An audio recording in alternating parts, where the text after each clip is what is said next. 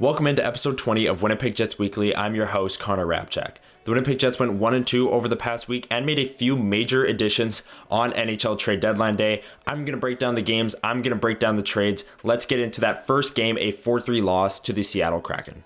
There was a lot to like from Winnipeg's game in this one. Yeah, they don't come away with the win, but if you're looking on YouTube here behind me, the expected goals 3.05 to 1.54 in Winnipeg's favor. The shot attempts 70 to 45 in Winnipeg's favor. Even just the shots 33 to 24. But the Jets ultimately lose. Connor Hellebuyck, a few goals he might have liked to have back. But as for the good from this game, Mark Scheifele got an assist on Winnipeg's opening goal scored by Kyle Connor. That was his 700th career NHL point, an incredible milestone for a player who's been a career Jet, committed long-term to this organization in the summer, and the arena gave him a standing ovation when they honored him during the game after he hit his 700th point. A very nice moment inside the arena, a great milestone for Mark Scheifele, and as Adam Lowry said after the game, we're already creeping up on 1,000 points for Mark Scheifele, all of which will come in a Winnipeg Jets jersey. He was the organization's first ever draft pick when they came back in 2011. He committed to this team for the next 7 years in the summer. That extension doesn't even kick until next year, but a nice moment inside the arena as Scheifele hit 700 points. A great career so far for Mark Scheifele. The third line also played one of their best games of the season. Nino Niederreiter scored a goal, Adam Lowry scored a goal, and Mason Appleton had assists on both of those, and they controlled play, shutting down Seattle's top lines in the process. If the third line is able to chip in some goals here and there, that could be huge for Winnipeg's success going forward. They've been a great shutdown line all season, but when they're on a scoring heater, this team's dynamic is different, and they carried it into Friday when the Jets defeated the Kraken 3-0. That brings us to the second game of the home and home, and the Winnipeg Jets went into Seattle and defeated the Kraken 3-0. Laurent Brossoit with a 17-save shutout. And the 17 shots against, I think that says all that needs to be said about this game. The Jets' defensive structure, it was there on Tuesday against Seattle. Connor Hellebuyck let in a few soft goals, but on this night, Laurent Brossoit shut the door, and the Jets gave up only 1.74 expected goals, 54 shot attempts, and only 17 reached Brossoit. That means the Jets were blocking a lot of shots. They were in a lot of shooting lanes, forcing a lot of missed nets, and that was great on the defensive side of things. And then the offense came alive in the third period. Josh Morrissey making a great play on the left wall, getting the puck to Mark Scheifele, who scored the Jets' first goal of the game and ended up being the game winner. It was the first goal of the game halfway through the third period.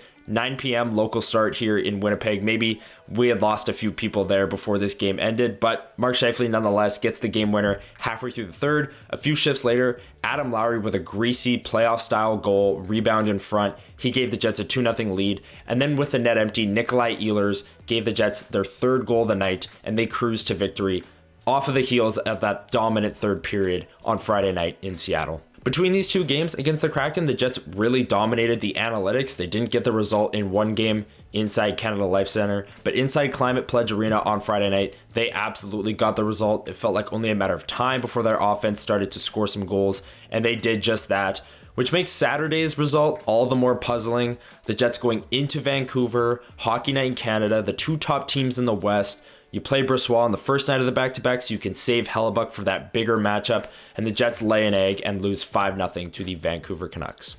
This game just kept going from bad to worse. The Canucks jumped out to a 3-0 first period lead. Winnipeg didn't have any jump. The line blender was in full effect in the second and third period, and it just was ugly throughout. The Canucks, one of the best teams in the league at counterattacking off the rush, and they scored multiple goals that way, most notably Vancouver's third goal. Mason Appleton had a glorious chance in the slot. Thatcher Demko makes a great save with his left pad, and the Canucks come back down 3-on-1 and beat Hellebuyck 5-hole. And at that point, the Jets had given up 20 shots or more in the first period, and they were down 3-0. It looked like a tall mountain to climb, and ultimately they didn't climb it. One of their worst games of the season, and Rick Bowness didn't hold back in the post-game press conference. Here's what he had to say about this team's loss.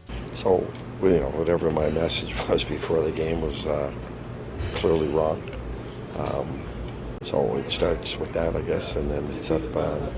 Listen, the bottom line is that's the worst game we have played in my 2 years here, by far. Because we didn't have one player play a good game, not one. So it starts there, and it ends there. It's as simple as that. So none of this was on the Canucks?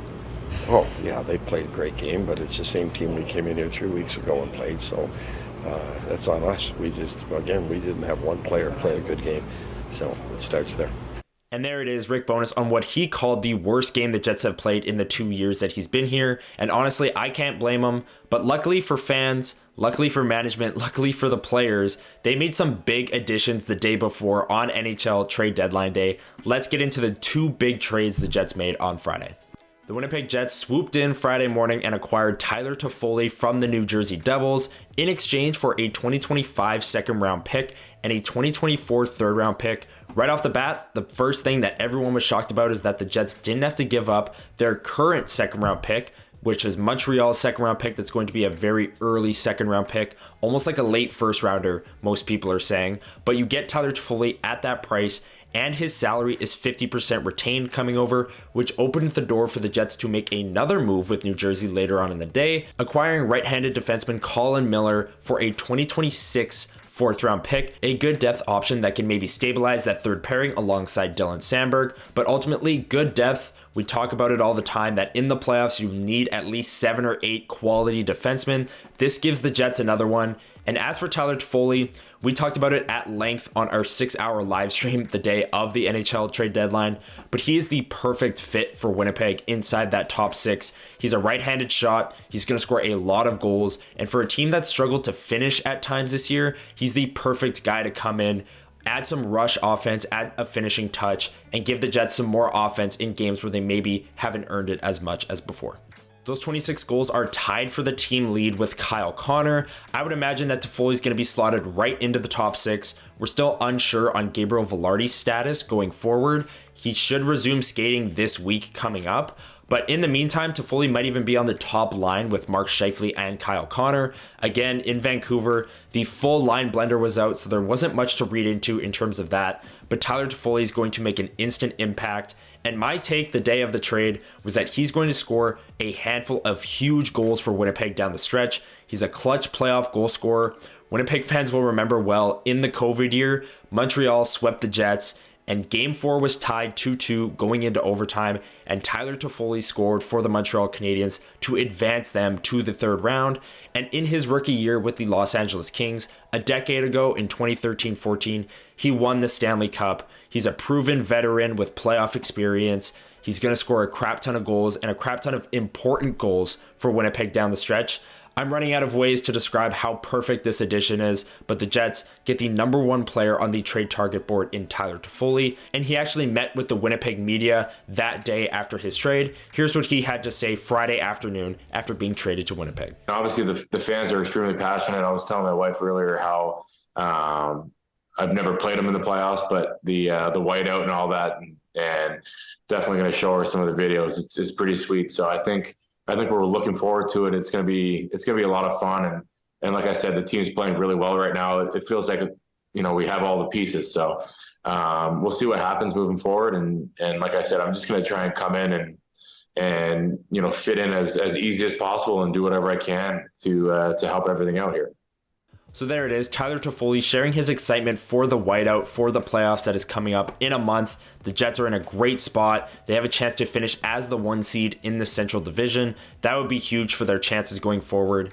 Kevin Cheveldayoff spoke to the idea of being all in and telling Mark Scheifele and Connor Hellebuyck before the season, when they signed those extensions, that it's all about winning and they want to be all in. Here's what Kevin Cheveldayoff had to say after acquiring Monahan, Toffoli, and Miller leading up to the trade deadline. I sat down, with Helly and Scheif and, just the different things that we did this summer, and again, we as an organization, have been all in, and we're going to continue to be all in. And, it's all about winning. It has been since the very first day that, Mark, sat here, when the franchise first relocated. And, every decision we make, everything we do, it has a purpose in mind to ultimately try and win. And, again, when you have different opportunities and different things, that might become available and you feel that it's going to make your team better, then, you have to try and act. And we felt obviously getting, Monty back when we did, that we needed to act decisively.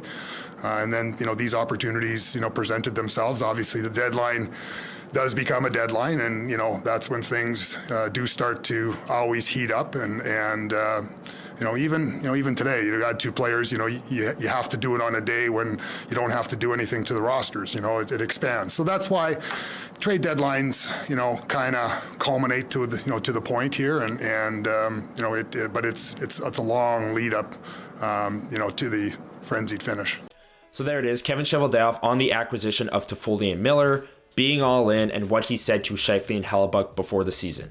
Now it is time for everyone's favorite part of the episode, the awards. I'm going to hand out the hardest working Jet of the week and the 3 stars of the week. But before we do that, drop a like on the video, hit the subscribe button, and hit the notification bell so you don't miss videos like this in the future. Let's get into the hardest working Jet of the week. My hardest working Jet of the week is Jets general manager Kevin Cheveldayoff. I had a chance to do this earlier on in the season. I missed that opportunity, but I'm not missing it again. If you're here on YouTube, take a look at the stats behind me. 2 great value trades, 1 top 6 right winger acquired. He needed a depth defenseman. He got that as well. And how many prospects did he have to trade to get it done? 0. Kevin Cheveldayoff was working the phones hard on Friday, and for that reason, he's my hardest working Jet of the week. In all seriousness, Kevin Cheveldayoff's track record over the past year has been stellar, and these most recent trades leading up to the trade deadline are no different. He legitimately has won my hardest working Jet of the week, the way that he has reshaped this roster and bolstered them up for the playoff run. He's been fantastic, and on Friday, it was no different, picking up 2 major needs on the Jets roster for just draft picks. Like I said, no prospects traded. So Kevin Cheveldayoff, I had to give him his props. Episode 20, hardest working Jet. My 3rd star of the week is Laurent Brossoit. He had the 17-save shutout against the Seattle Kraken, and around him, Connor Hellebuyck on Tuesday had a few goals that he'd like to have back, and then Saturday night got lit up by the Vancouver Canucks, but that was hardly his fault. The Jets had nobody going that night. But on Friday night, only 17 shots against, so the Jets' defensive structure was definitely there in front of Brossoit, but when he needed to come up large, he was 11-4-2 on the season, 2.11 goals against average, and a .924 save percentage. He has been everything the Jets organization could have asked from him, and then some. He's probably priced himself out of Winnipeg at this point, talking about next year. He's probably going to get starter money somewhere because he's been incredible. Coming off that Vegas playoff run where he got hurt halfway through and Aiden Hill took over, he came over to Winnipeg and he's been great. Friday night was no different, getting a 17-save shutout, and that earns him the 3rd star of the week on Winnipeg Jets Weekly. My 2nd star of the week is Adam Lowry. He had goals in back-to-back games against the Kraken. And if you remember, Dave Lowry, old Winnipeg Jets head coach, and Adam Lowry's father is an assistant coach on the Seattle Kraken. Adam Lowry carried a pretty big goal drought coming into that game and then scored back-to-back goals against his dad's team. I just find that pretty funny, but the third line was actually great in both of those games. And the goal on Friday's game that gave the Jets a 2-0 lead, I said it before, playoff style goal, being physical in front of the net, crashing a rebound and banging it home. Adam Lowry, always one of the hardest working Jets as the captain of the team, but this week he also chipped in on the score sheet. That's huge. He's my 2nd star of the week on Winnipeg Jets Weekly. My 1st star of the week is Mark Scheifele. I talked about it earlier. He got that 700th point in the first Seattle game, and then on Friday against Seattle once again, he got the game-winning goal halfway through the 3rd period, gave the Jets a 1-0 lead, turned out to be the game winner, but he's been great all season long. 700 points in a Jets uniform, creeping up on 1,000. It might take a few more seasons to get there, but we should be happy that we're along for the ride because Mark Scheifele, 1st ever draft pick of the organization, he's having a fantastic year, and he's here for 7 more years after this one. Mark Scheifele, my 1st star of the week. Now it is time to get into the upcoming schedule for the Winnipeg Jets. But before we do that, let me know in the comments below, do you agree with my choices for the 3 stars of the week and Kevin Cheveldayoff as the hardest working Jet? I don't know if you could really pick anyone from that Saturday game, but definitely the 2 Kraken games. I could hear a few arguments for a player like a Dylan Sandberg for the hardest working Jet, but I don't know. Chevy was working the phones pretty hard, so I'm not sure about that one. Let's get into the upcoming schedule for the Winnipeg Jets. The Winnipeg Jets kick off a 3-game homestand tonight against the Washington Capitals. Tyler Toffoli and Colin Miller are both in Winnipeg. They should be making their debuts. We'll wait until after morning skate to get confirmation on that. But regardless, Alexander Ovechkin, he's chasing down Wayne Gretzky's goal record. It might take him till next season or the season after to eventually hit it, if he does at all. But Still should be fun. The grade 8, one of the greatest goal scorers of all time, inside Canada Life Center. And then Wednesday night, the Jets will take on a Central Division rival, the Nashville Predators. They're one of the hottest teams in the NHL as of late, so that'll be a great game. Friday night, Anaheim is coming to Winnipeg. They are struggling mightily. They have all season long. Honestly, they have for the past 5 years. But the Jets should win that one. Last game of the homestand. And then Sunday afternoon, I believe that's a 5 p.m. local start here in Winnipeg. They will travel to Columbus to take on the Blue Jackets, another team that has struggled all season long, and the Jets should have no issues beating. We'll see what this week brings, but there should be a lot of wins on the schedule. I'll be back next week for episode 21 of Winnipeg Jets Weekly to break down those 4 games and preview the March 19th game against the New York Rangers. That's going to do it for this episode. Thank you to everyone who made it to the end of the video. If you haven't already, drop a thumbs up, hit the subscribe button and the notification bell. I'll be back next Monday to break down those games, like I said. And thanks for hanging out with me on episode 20. It was pretty fun giving Kevin Cheveldayoff the hardest working Jet of the week. I don't know how often he'll get that going forward, but it was definitely fun to do it this time. Enjoy the games this week, everyone, and I'll be back next Monday for episode 21 of Winnipeg Jets Weekly. Have a great week, everyone.